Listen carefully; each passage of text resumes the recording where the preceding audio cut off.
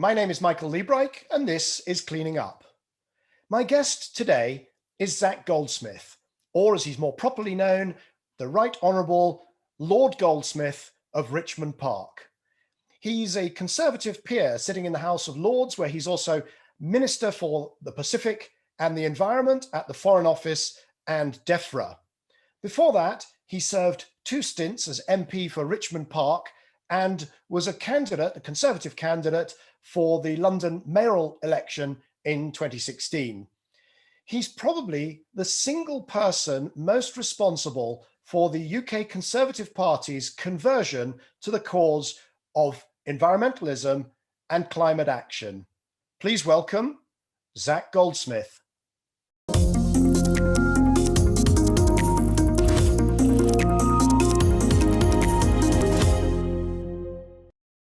Cleaning Up is brought to you by the Liebreich Foundation and the Gilardini Foundation. So Zac, welcome to Cleaning Up. Great to see you. Thanks for having me, Michael. Extraordinary times for our audience. I should point out that we're just filming this as the results come in for those 2 vital Georgia Senate races, and it just looks as though both of them are flipping to the Democrats. So extraordinary times we live in, really. Yeah, and I think it's almost impossible to exaggerate how big an impact that actually is already having, this sort of shift away from the Trump administration. In the context of the environmental agenda, we're seeing, obviously as presidents of COP, we're doing a massive amount of diplomacy, and the body language of countries around the world has visibly shifted in recent weeks. Some of the laggards, some of the foot draggers are beginning to change their body language in such a way that they're bracing themselves to get on track with this agenda. So, it is from the point of view of the environment, it is by the environment, I'm talking specifically climate change as opposed to the broader environmental concerns, which are often left off, unfortunately. But from a climate point of view, things are moving, there's no doubt. Absolutely. What I'd like to do is let's come back to COP and climate, because that's really only a part of your current ministerial responsibilities. You are right across a much wider range of environmental issues, and of course the Pacific. And I'd like to get onto that as well and talk a little bit of trade. But maybe kick off by talking about what is it that how have you been spending your time? What is it that you're currently pushing and working on? So my job is mostly an international one. It covers DEFRA, which is obviously our environment department, and it covers the Foreign Office, or the FCDO as it is now. And it used to include the DFID before that was absorbed into the FCO. And I do have a domestic role, forests, trees, and animal welfare here in the UK. But all the rest of my responsibilities are international. So what I'm trying to do is to generate as much energy or sense of urgency around the natural environment as we've seen around climate change and carbon. And the reality is that you can't tackle climate change without supporting nature, restoration, protection on an unprecedented scale. There is no pathway to net zero. Technology will get us a big chunk of the way, but it's not going to get us all the way.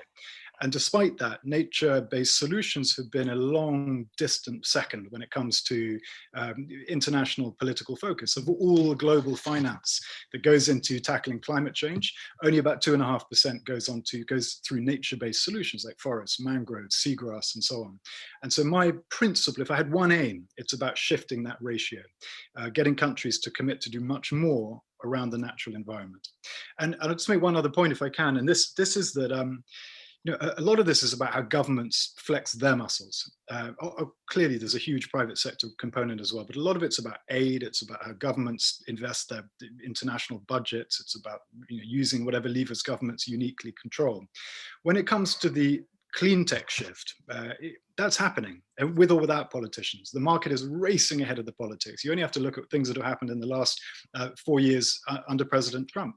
Coal use declined faster under President Trump than it did under President Obama, despite huge subsidies poured into the sector by President Trump. So the market is there, and it's happening, with or without politicians. Yes, we can accelerate it, but it's going to continue.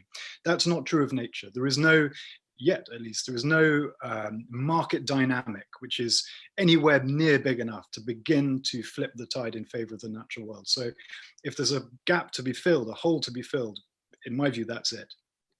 But you've not just come at it from the perspective of sort of carbon offsets and the climate, because you've also worked on, and a big part of your work is on oceans, is it not?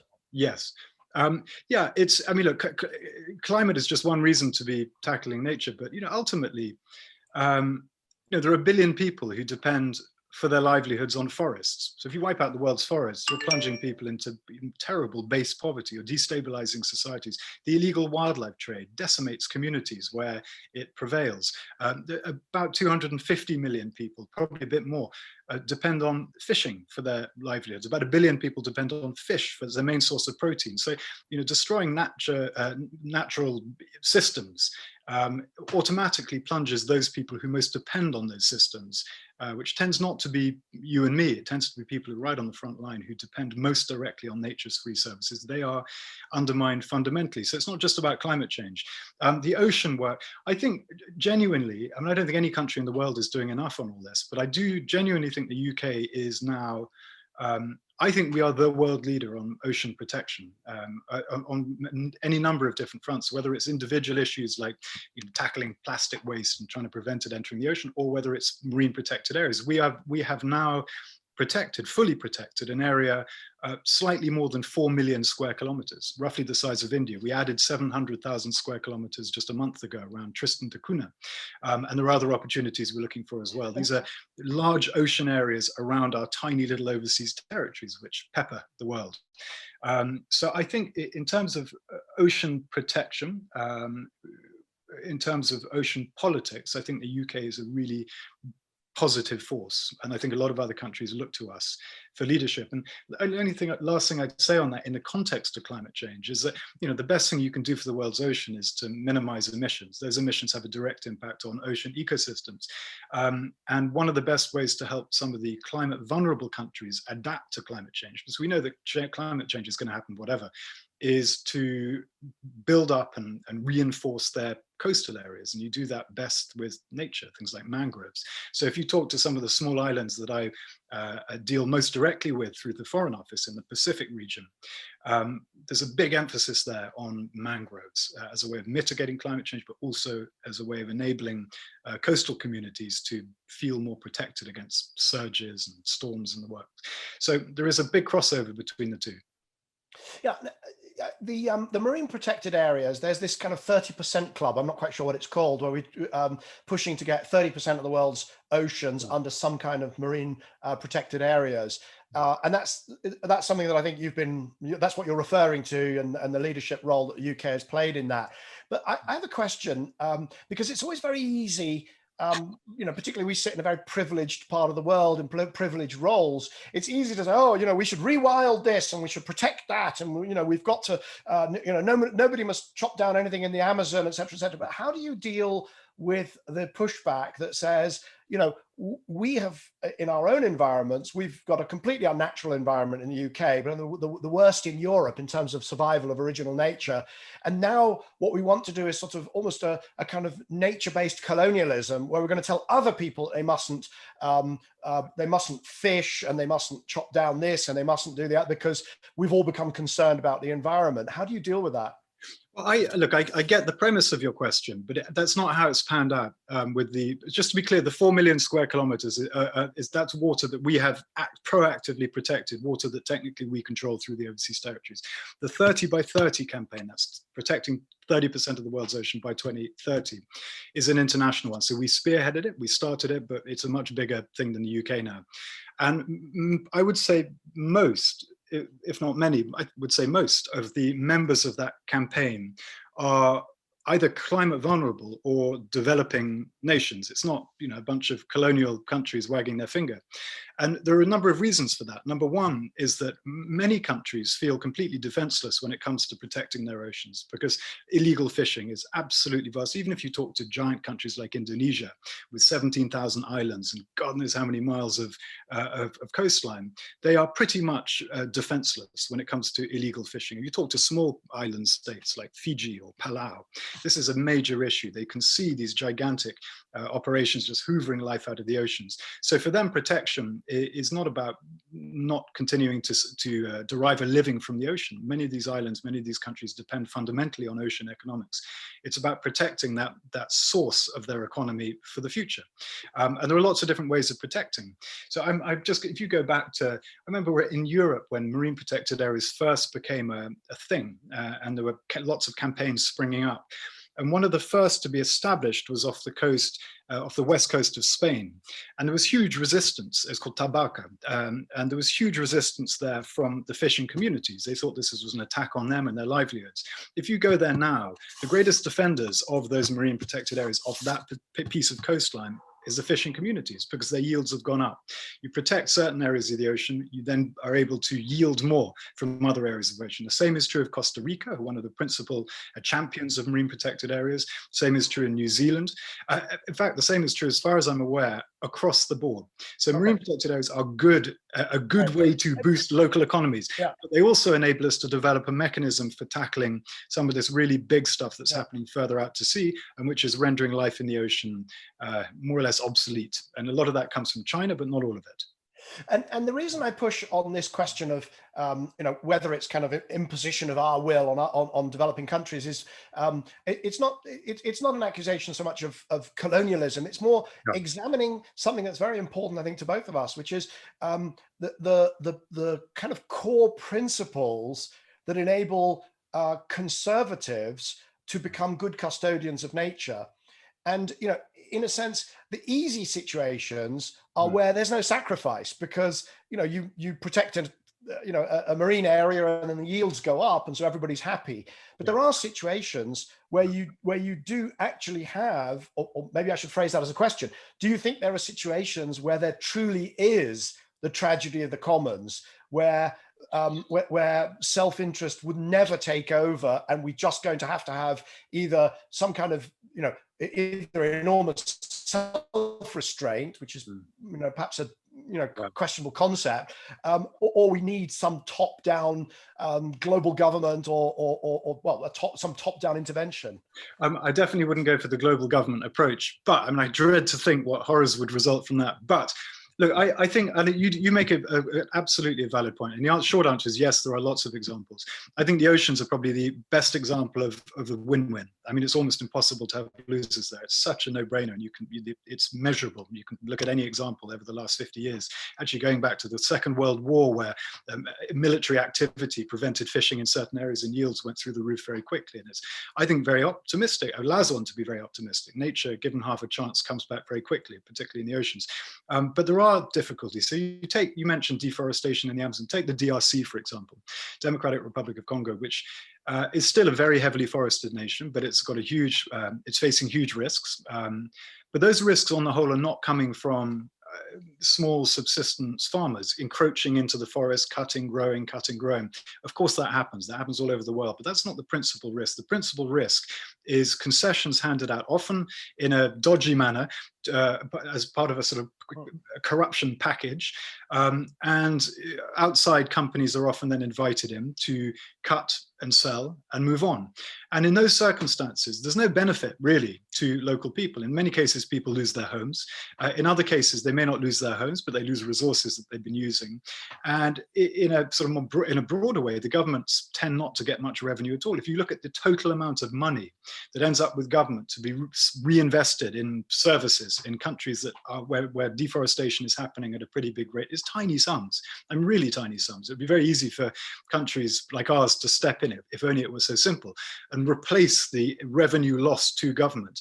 In terms of jobs, you're talking minuscule numbers, a number of people involved in these sectors. So there's a legitimate and valid argument that says you've got to let these countries catch up. You've got to let them make some of the mistakes that we made in order to get a foot on the ladder, in order to at least open themselves up to the opportunities that we have had available to us for so long. But in practice, that's not really how it pans out. The greatest losers when you annihilate ecosystems are those people who depend most directly on those ecosystems. And, you know, there's many different middlemen between you and me and nature on the whole, except when it comes to recreation. You know, going for a walk and picking a flower, growing something in your garden. But for billions of people around the world, there's no middleman at all. That dependence on nature is absolute. So destroy nature, you destroy livelihoods.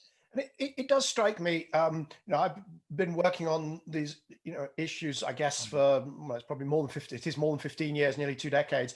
And I will say that the word corruption, which you've just used, it rarely comes up. And I've worked, you know, quite closely with the UN. I've been an advisor to the Secretary General, and you'll sit there, you know, with groups of you know, political leaders who are themselves, you know, subject to investigations, and whom you later find out have been siphoning off vast amounts of money. And they sit there and they, you know, happily talk about climate change and how the, you know, how this has to happen and that has to happen. Of course, you know, somebody else has to pay for it.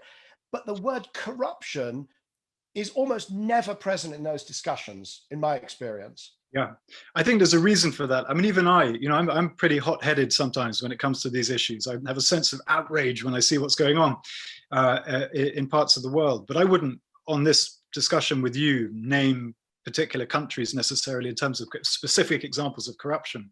I certainly wouldn't name politicians, because we have to try and engage. You know, I work with countries around the world to varying degrees of governance, and there are some countries that are doing extraordinary things where we could learn a great deal. You know, I mentioned Costa Rica. I know it's a small-ish country, but it went from being one of the poorest countries in that part of the world to, you know, certainly one of the most stable, if not affluent countries. And much of that journey has been based on nature, on protecting nature, restoring nature, advertising their nature to the world. You've got countries like Gabon, which have done extraordinary work in relation to their forests. They've added huge value to their timber sector, which allows them to cut fewer trees down. In fact, it allows them to maintain tree level at current levels while increasing jobs and increasing income. So there are countries that are doing wonderful things. There are other countries which are miles behind. And there's no advantage to us, really, certainly to me or the UK government, in wagging our finger. There are times when we're outraged by things, but we have to be quite careful how we express those concerns. Absolutely. I don't think I would be suggesting, you know, that you should name and shame as a principal sort of, you know, tool of environmental policy in this case. But on the other hand, there are, you know, there is a whole piece around sort of institution building, and obviously DRC needs enormous help in order to, you know, to eliminate things like the artisanal mining, or not to eliminate, but to upgrade it so that it provides proper livelihoods for those cobalt miners, for instance, that are serving the EV and other industries. But there are also initiatives like, you know, Publish What You Pay, Transparency International. And I just think that they are working in this kind of very under-resourced and, you know, behind the scenes way. And I can't help thinking that actually a substantial push in that direction would also help, because it does go hand in hand, does it not? I couldn't agree more. I couldn't agree more. And I think there are, I mean, that is very much part of our approach, but through the private sector. So for example, you know, we know that in Brazil, in some places up to 90% of deforestation is illegal under Brazilian law. Around the world, it's around 55% of all the world's deforestation is illegal. So we can go into Brazil and wag our fingers and be angry. We'll just be thrown out. But what we can do more effectively, and what we have done, is to pass laws in this country. They're still currently going through Parliament, but they're not going to be rejected. Laws requiring the biggest businesses in this country, the main importers of commodities, of forest risk commodities, to prove that when they import those commodities, they're not also importing illegal deforestation. And we've figured it out. We've got those private sector players on board. There are about 140 companies or so that will be principally affected by this. And by beginning the process of introducing that law, that sent a very powerful signal, not only to the producer countries like Brazil, Malaysia, Indonesia, and others, that the market is shifting. And if they want to continue to have markets to sell their commodities to, they're going to have to clean up their act. But it also sends another signal, a signal to other consumer countries. So China, by far and away the biggest importer of commodities, forest risk commodities, is now that there are very serious figures in China who are talking about emulating the policies that the UK have just brought in. That would be huge. And that would have the effect, I think, that you're describing, but in perhaps a slightly secondary or roundabout way. Now, that legislation that you're talking about, is that in the Environment Act that is currently working its way through? And are you spearheading getting that through the House of Lords? Yeah, I will be. It hasn't been introduced to the House of Lords yet, but the answer is yes. That was brought in as a government amendment about 2 months ago. So that's gone through the Commons and it's been approved. Okay, and that brings us on, sort of nicely to the reforms that we are currently engaged in the UK domestically around agriculture. This whole, payment for environmental services that is that's being, that was spearheaded. I suspect you were in the background pulling the strings, but that was, Michael Gove as Secretary of the Environment pushed that through, and that's working its way through the system. How radical is that? And remember, a lot of our listeners or viewers, around the world won't really have kind of heard very much about it. How radical is it? It has the capacity to be world moving. I mean, it's almost, it fills me with almost limitless optimism. And the reason for that is that, obviously what we're doing is what we have control over, and that's a UK subsidy system. And in short, we're switching a system which incentivized destruction. You were paid on the basis of how much farmable land you had. Didn't matter what you did with the land, as long as it was farmable. So if you had beautiful wetlands or woodlands or habitat, you weren't paid anything. Grub it out, turn it into low-level farmland, and you're suddenly paid a lot of money. It was an appalling system, is an appalling system. And we are replacing it with a system where all the money that's paid out to landowners, big or small, is conditional upon delivery of public goods like environmental stewardship. So it's a fairly simple principle. It's more complicated in practice.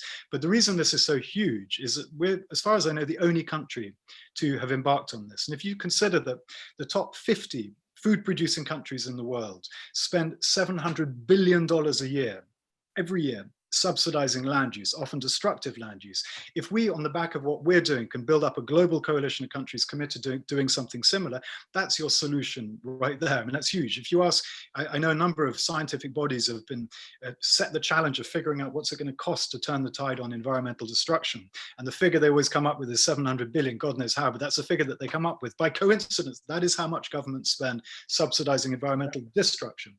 So it has the capacity to be huge. And one of our campaigns in the run up to COP, I know we're going to speak about COP later, but one of our campaigns is to try and use what we're doing here in the UK to build a global coalition of countries committed to doing something similar. And that's going to have a much bigger impact than even if all the world's aid agencies combined were to get their houses in order. It wouldn't be a patch on the effects of changing those subsidies. So yes, huge, if we get it right. And I have to segue from that to ask, is that the Brexit premium? Is that change that you've just described to paying not for low grade, not to grub out the hedgerows and turn things into low grade agricultural land, but actually to pay for environmental services? Do you see that? Could we have done that had we remained in the EU and not gone through the process of Brexit? No. Categorically not. I mean, we've lots of countries in Europe have been campaigning for something similar, including us over the years. But as you'll see, the dial has hardly moved on this issue. But actually, ironically, because of what we're doing in this country, there's a lot more pressure in the European Union among member states. Pressure on the Commission to look very seriously at what we're doing with a view to doing something similar. And I think that pressure will yield eventually quite a big result, but it'll take some time, as everything does in the European Union. But the answer is no, we could not have done this without Brexit. And you ask if it's a Brexit dividend? Absolutely. This is a huge, I mean, if we get this right, I say if, because governments can get things wrong, not surprisingly, but if we get this right, this will be the biggest boon for our domestic environment in any of our lifetimes. It'll be absolutely huge. You're talking about 3.5 billion or so being taken away from actively incentivizing destruction towards actively incentivizing renewal, restoration, protection, harmonizing our agriculture with the natural world. And as you said earlier, as a sort of an aside in one of your questions, we are a fundamentally nature-denuded country. So this is needed. And it's just one of them. There are many environmental benefits. And I've never really understood why environmentalists in particular have been so engaged in such hyperbole around Brexit. I mean, of course, there is a risk when you do something like Brexit that you have a government that comes in and does things you don't like. That's the nature of democracy. But there's no reason inherently why having more independence, becoming an independent country, should translate to lower standards for the environment. Everything the government's done so far, everything, I would say, has points us in the direction of this country wanting to be world leader on animal welfare, on environmental standards, on biodiversity, on climate change. And there's nothing the government's done to suggest otherwise. So, and because of Brexit, there are things now we can do that we couldn't do before, not least what we've just been talking about now, but many other issues as well. Very few figures who are in the clean energy, climate, environment sort of community who believed that Brexit could sort of revitalize the democratic accountability, and as a result, the UK would not undertake some bonfire of the regulations, but would actually be an environmental leader. We believed it. At what point can we start to say, told you so, we were right, we're vindicated? You know, are we there yet, or do we need to do we need to keep the government, you and others, honest for another few years first? I think we've won the argument in principle, in a sense that it is clear there are things that if we want to do, we could do now, things that we couldn't do before. And you're seeing a different, I'm hearing people now who are bitterly opposed to Brexit, lapping up the opportunities and using those opportunities to pressure government to do things that they would not have been able to pressure governments to do without Brexit. So there is a bit of a shift there from some of those organizations and some of those commentators, but we've got to do it. And until we do it, we can't say we won. So for example, we are going to have to deliver this new mechanism, this new subsidy system. We've described the principles and they've been accepted, but there are some granular details there that need to be presented. Until they are, nothing's in the bag. So, my view, even as someone who's in the government, is that healthy pressure to perform, healthy pressure to deliver to all these promises is a very, very good thing. What about, there are also plenty of Conservatives who have sort of gone a lot quieter about these issues, but I don't believe they've been persuaded. Am I right? I mean, do you think that if there's any faltering, if there's, because, governments don't get everything right first time, do you think as soon as there's any kind of problems or issues that pop out, whether it's, as we had with diesel, promoting the wrong solution and so on, as soon as something like that happens, that there'll be a whole backlash? Or do you think now the generations have shifted and Conservatives now just get it and they understand their role as custodians? I think the overwhelming, if we're talking about MPs, who are kind of the most obvious members of the party, they are, I think overwhelmingly, they are now not just on board, but enthusiastic about the agenda, in the sense that, putting aside some of the stuff we've been talking about in relation to nature, but looking at the clean tech revolution that is happening, the fact that, every year you're seeing more new money into new renewables than you are into old fossil fuels. I think people can see that that's where the opportunities are, it's where the jobs are, it's where the growth is, and it would be economically madness, let alone ethically stupid, for Britain not to want to be surfing that wave, not to be owning that agenda. And I think people now get that. There are some people who don't. There will always be some people who don't, who take the kind of Trump approach that you want to pour public money into propping up stuff that really should be standing on its own 2 feet by now. But they are, I would say, in a very small minority. The area where I think we need to do more work is probably still around this issue of the natural environment. There needs to be a, I mean, look, the Prime Minister has made it very clear that this is a personal priority for him, so that helps a lot. He wants us to be the world leader on turning the tide on extinctions, turning the tide on biodiversity loss. That is a passion of his, and that has filtered through the party, and that is a good thing. But I can't tell you how deep that is yet. I would say it's probably deeper than it's ever been, but is it deep enough? We'll see. And let's move from the potential refuseniks within the Conservative Party to the other side. It doesn't matter what you do, what we do, there will always be there's a strong sort of pushback, degrowth, Extinction Rebellion, school strike for climate.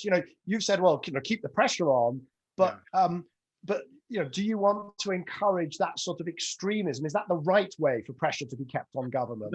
No, I mean, there are different types, but I think Extinction Rebellion, for example, personally, I think is unhelpful. Not fundamentally. I mean, there's masses of that energy which has rubbed off on Parliament. There's no doubt that it had an impact, but it is, I think, held by a relatively small group of people who seem to favor those solutions which are least attractive to the majority of people.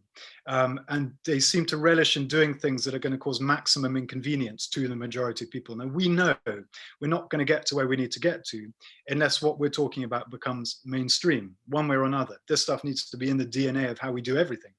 And you don't achieve that by alienating vast numbers of people, blocking roads, blocking ambulances, stopping electricity-powered trains from going about their business. It feels to me that there's a sort of an anarchical component which relishes in the destructive part of protest without being particularly interested in the productive or the outcome of those protests. But are those tactical issues? Because they would say, okay, well, those are tactics to gain attention, but their fundamental message is that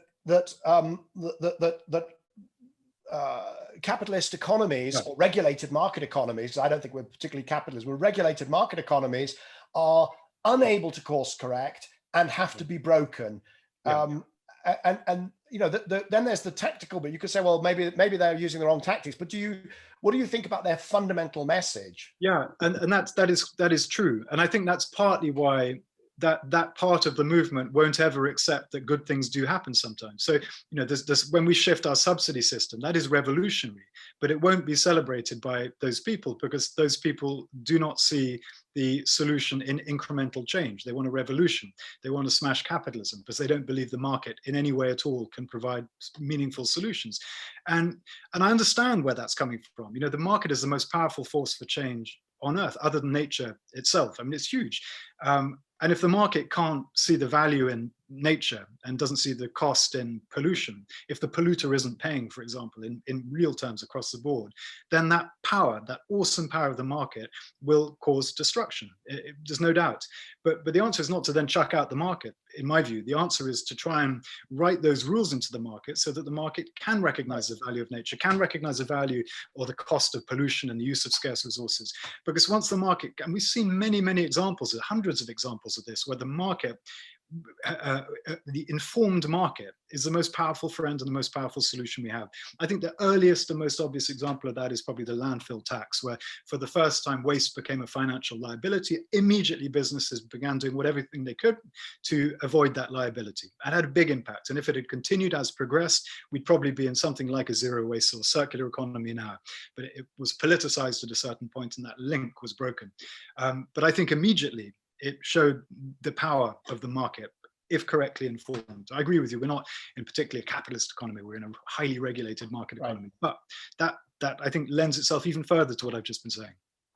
Okay, but so that message of degrowth, anti-capitalism, anti-globalization, you reject categorically. But you do have a soft spot, do you not, for Greta Thunberg?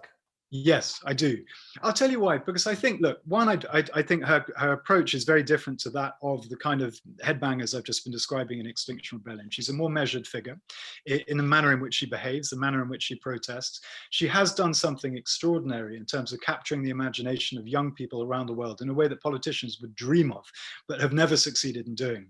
And I think her intentions are fundamentally pure, in the sense that she has set out to try to do something on climate change. Now, my critique of Greta Thunberg would be that she is too reluctant to recognize progress when it's made. I can't remember her having done so. And I think she should, because without doing that, you create a sense of utter despair and hopelessness. And there are a lot of young people, and I meet them all the time in my work, who are utterly, profoundly depressed about the future of the planet and don't see any glimmer of light at all. But that light does exist. It's very hard for governments to tell that story. We do lots of good things. We created a 700,000 square kilometer reserve in Tristan-da-Cunha. Didn't get picked up in any of the newspapers at all. That's just one of many, many examples. But where you have a platform, as someone like Greta does, my view is that she'd be doing even more good were she able to provide an honest take on those examples of progress that are genuinely happening. I also think that governments, I mean, look, governments are made up of politicians, and politicians are made up of quite fragile people often. And those fragile people aren't always doing what they're doing because they believe in it. They're often doing what they're doing because they think there's political gain in doing so. And on that basis, it makes sense for campaign groups to say, well done to a government when it gets it right, because then when they come in with their stick and whack it over their head for getting something wrong, they have much greater potency in doing so. And I remember when I was a backbencher and trying to support people like Greg Barker, energy minister at the time, who was very much on side with these issues, was very, very keen to do whatever he could to advance renewable energy. And I don't think there was a single moment where that struggle that he was engaging in within a government that wasn't that excited by this stuff, despite some of the things that were said, that was never recognized by any environmental groups outside. He was just a nasty Tory like every other nasty Tory. And I thought that was unhelpful, because I think politicians need to feel that when doing the right thing, that there's going to be some glow that they're going to benefit from. And it may sound superficial, it probably is superficial, but it's also a fact of politics. It's a fascinating question, because I agree. I sort of listen to some of the things that Greta Thunberg says about how you grown-ups have done nothing, and I think, well, hang on a second.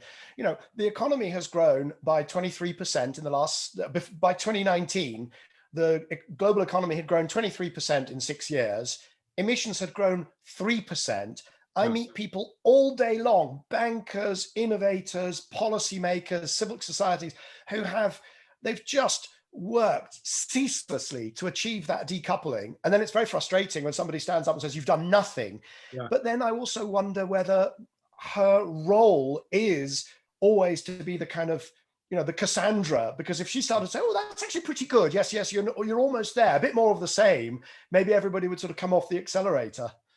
Yeah, look, I get that, but I think that if one country of 100, for example, were to do something really inspiring in their NDC or in their energy plan or in their plans for sustainable oceans or whatever it is, really to step out of line and do something special, then it makes sense for the world to recognize that and create a sense of competition and give other countries a target to follow. And the reality is that pretty much everything that needs to happen is already happening somewhere. It's just not all that happening under one umbrella. We don't really have to invent that much new stuff. There will be innovative new market mechanisms that emerge that we haven't even thought of, which are going to be incredibly valuable in the years to come. But on principle, fundamentally, everything we need is already there. We just need to activate it and make it happen. So I think pointing to best practice is a handy thing to do. I'm conscious of time, and I want to talk about a couple of other things. I want to get back to the COP26 at the end, but on this this idea of sort of giving praise to people, there is also a real risk that a lot of what's being seen, these net zero commitments, how many mayors and cities committing to net zero in very accelerated timeframes. There's a risk, is there not, that that's just seen as greenwashing, and a lot of I think the frustration that you feel is that in the UK we're actually doing stuff, but being treated as though we're just greenwashing. Is that a fair characterization? Yeah, no, I think that is very much so. I think the UK government takes those targets very, very seriously, and I know from our our climate committees, our cabinet subcommittees, the pressure on individual departments to come up with a plan and demonstrate how they're actually going to do it is immense, and it's not easy. It requires some really big stuff to happen, and that is not true of all countries, which is why yes, we're asking for strong NDCs, national determined contributions. We want them cumulatively to give us a sense of optimism we can actually get there, but we're also asking for pathways. We want to know what countries are doing. So when I talk to countries now, I'm not just saying we want a good NDC. I'm asking about their coal use. So we got a really good commitment from Pakistan, for example, no new investment in coal plants, completely out of the blue. That was not expected, and that has been registered in the region. There are other countries now looking at this decision that Pakistan's made on coal. I can't say it's translated into commitments in their countries yet, but I think it could. So those kinds of actual meaningful decisions which will help them achieve their NDCs, that's what's going to make the difference. The other thing is finance. There is there's always been this commitment to raise 100 billion of climate finance. We need to have significantly more finance for nature-based solutions as well. We're starting from almost zero, and that is something which for me at least, that will be a very important part of whether or not we do a good COP, a successful COP by November. Where have we got those countries to in relation to their commitments on nature?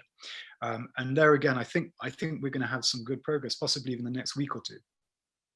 And what is there a sort of is there a stick as well as the carrot in terms of, you know, when you deal with whether it's in Pakistan or here domestically in you know, what is the stick that says don't just make a promise that you have no intention of meeting? And I'm thinking very specifically of, you know, a lot of city politicians, and I'm, you know, there's one fairly close to our heart, you know, in London, saying net zero by 2030.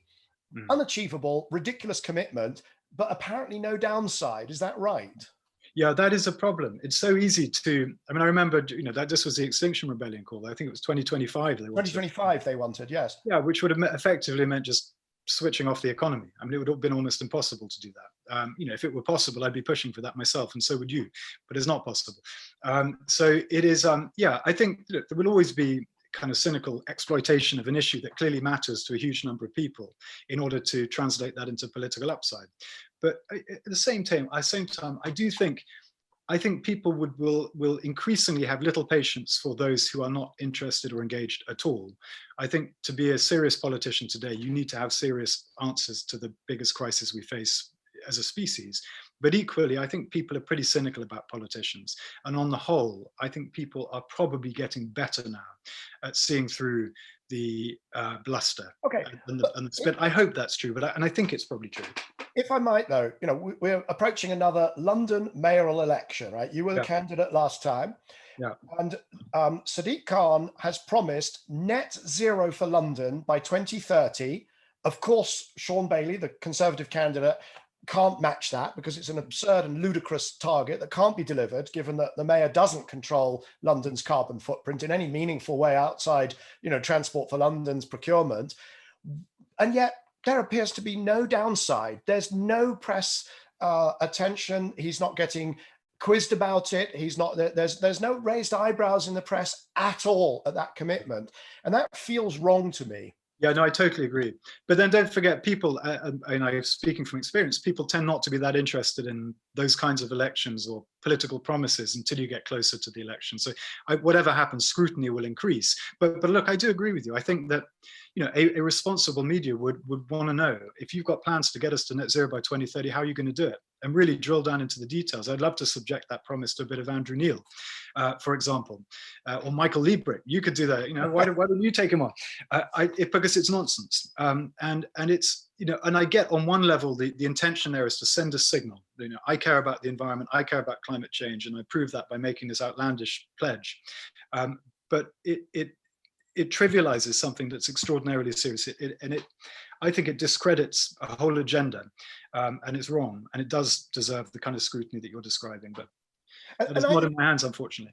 I will say that, you know, although, you know, obviously I'm sort of biased because I am a conservative and I've been involved in some of the platforms that you helped to create, like Conservative Environment Network, but I can vouch for the fact that the UK is serious about its net zero commitment, because for the first time in the past probably 12 months, I've had 3 separate approaches from 3 different parts of the Treasury to discuss net zero, costs, pathways, opportunities, technologies, and so on.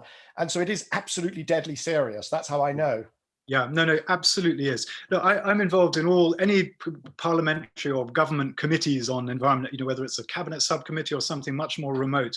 That, I mean, I often wish, you know, I'm not a leaker, and you know, I just have never done that. But genuinely, I would love some of our cabinet discussions to have been leaked, where you hear the entire cabinet engaging with an issue that people outside of Parliament, government, politics just simply wouldn't imagine to be the case. There is a real sense of seriousness. There are a lot of people who are feeling their way through an issue which is completely new to them, but they're doing so in good faith. I can't say everyone is, clearly the politics is full of all kinds of different people, but fundamentally there is a collective endeavor and we're working to try and deliver. And there are people in government who are there to push things harder, like myself. There are other people who'd be naturally more cautious, but there's no question that we're moving in a particular direction. And when I say that I think the UK is a world leader on this agenda, both nature and climate change, and the two in real world are obviously inseparable, I don't say that out of loyalty or because I want a promotion. I don't. I love the job that I have. I say it because I think we are genuinely getting to a position of doing good stuff. Masses more to do, masses more. And we need more and more pressure to do so. But I think we are behaving like grown-ups in politics at the moment on this issue.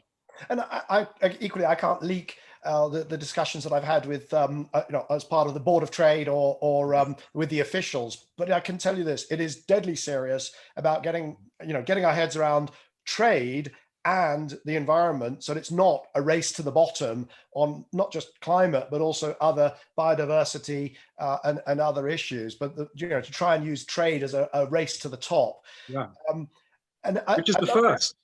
I'd love to ask you about that. Zach, we've got a few minutes left. I do want to talk about COP26, but before we do, just very quick advice. I'm an advisor to the Board of Trade. We've got a discussion. You're Minister with responsibility for the Pacific, and there's a discussion about the UK joining the CPTPP, which is a trans-Pacific. We're not in the Pacific. We have interests in the Pacific, but joining a trade partnership, which is countries like Japan, Australia, Singapore, so on. Should we be in that? Are you in favour of that? Would that be a good thing? I think, look, it all depends on the quality of what is agreed. But from my point of view, trade is an incredibly powerful tool that we have. And I believe that what you're engaged in as an advisor on future trade agreements to the UK government, and being asked to look for ways in which we can use these trade agreements, the process of crafting these trade agreements and the trade itself to advance this agenda on climate change and the environment is a first. I don't believe that's happened before. And there are huge opportunities there. On the sort of defensive side, there are things we can do to prevent stuff that we don't want coming in, and that's all obvious, and that's been the focus of most of the controversy and debate, things like hormone beef and chlorinated chicken from the States. But there's much, much more than that we can do. We can use the trade system to stack the cards in favor of those things which we want to encourage, reducing and removing any barriers to those products which we know are going to have to be part of the future. That's something which I think we have a massive obligation, I think, to do, but there's a huge opportunity there. Yeah, and at the moment, I think as we go towards COP26, it's not quite clear how trade is going to play into that. I mean, there's a little bit that's clearly going to be on the side events around carbon border adjustments. What are your main thrusts as you're working on COP26? What are you trying to get built in? What are you trying to achieve there? Well, the main difference between this COP and the Paris COP is that we're not trying to reach, we don't need another global agreement in the same way. So all the energy in Paris went into getting that agreement. We've got to make good on that agreement. And that means making sure that countries come forward with plans which are aligned with that agreement. We want to use the leverage we have to create coalitions of ambition around different themes. So powering past coal coalitions, coalitions on zero emissions vehicles, a big focus on nature as part of the solution to climate change. I mean, my specific role on COP is to try and press forward with this international nature strategy. And that involves the obvious things, targets and finance, but principally it's about identifying the main levers, the main drivers of destruction, identify them and move them. Things like perverse subsidies, things like cleaning up our commodity supply chains, and building coalitions of countries up on the back of that. And what I'm trying to do, although it's difficult, but trying to break down the barrier between the climate COP and the biodiversity COP, which happens a few months before, because a good biodiversity COP is going to be good for climate and vice versa. And a lot of what you need to do for one is stuff that you'd want to happen at the other. So I'm trying to do it as a whole. Are you working on that? Are you working closely with Mark Carney's group that's trying to kind of open up these carbon offset markets? And do you have any are you enthusiastic about these offset markets, or are you actually, are there some caveats there? There are always caveats, but massively enthusiastic. We know we need more finance for nature, and we know that that's going to have to involve the private sector. You can't just rely on aid. There's got to be more than that. And we know that there are huge sums of money in the private sector, which could be deployed into protecting nature with a view to tackling climate change through nature. But that hasn't happened. And the reason that hasn't happened is that there's been this endless blockage around what they call Article 6, which is the part of the negotiation that relates to carbon markets. So what I would like to do, and much of the problem comes down to lack of trust. So you've got people who think it's just big business wanting to wash their hands and write a check and be done with it. You've got other people who think you can't put a real price on nature, it's priceless, which it clearly is in real terms.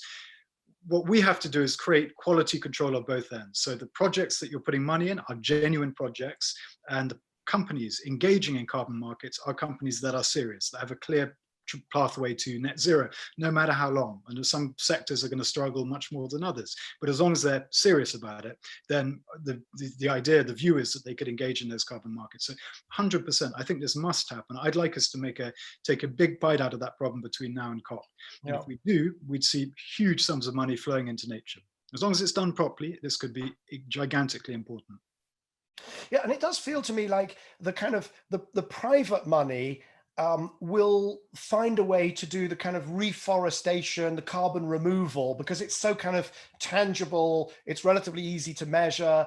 And, certainly, I've talked to folks within, oil companies, airlines, and, these are companies that are really going to find it very difficult in the next 30 years to get to zero by 2050.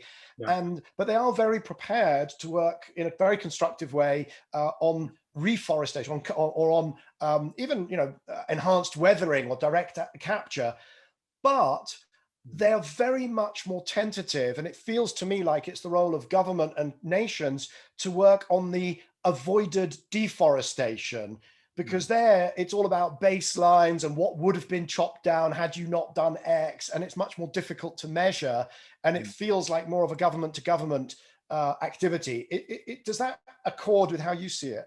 I think that probably is how the chips would end up falling, but I wouldn't be absolutist about it, because I think that, take a country like Gabon. Right now, the government of Gabon is committed that nearly 90% of the land will remain covered in forest.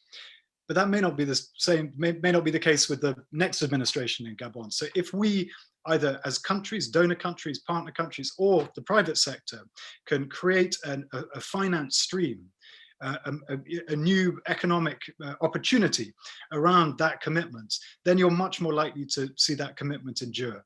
So in the same way that, I'm bringing it right down to the smaller scale, one of the projects that we're looking at the moment is called CASA, corridors linking 5 countries in Southern Africa. And the idea is that you create safe haven for nature, link up all the great national parks, create new national parks. It's an area, it's about 50 million hectares in all.